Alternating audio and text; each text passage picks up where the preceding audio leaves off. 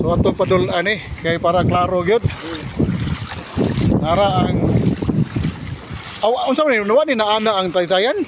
Ha? Wani naana porma? Naana nila sir, pero kanang nabara. Oh. Eh, siyempre, magbawa na ba yan? Nabara din. Ito. Diri nagtapok ni tanan. So dara nagtapok na ni tanan diring mga basura. Nana diri itong mga kawayan, balay.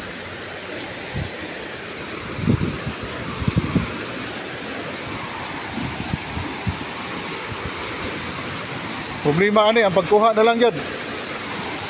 So muna naka-stack up.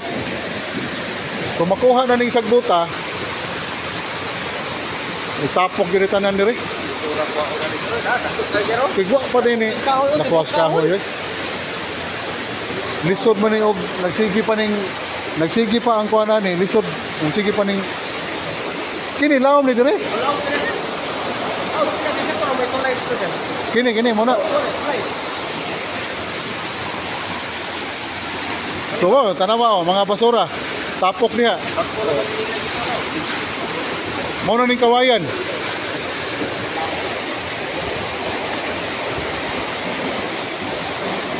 So musamot yun kadaghan doon. Abot-abot ng mga basura. So muna hinungdan nga dako kay troso. O dako kay troso.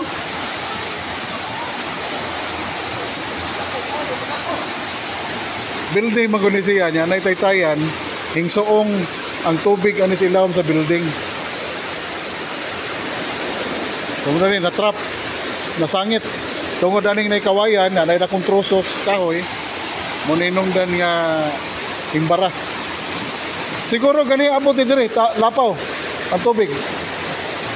Wala. Oh, diyan oh, lapaw. Tapos dito tubig.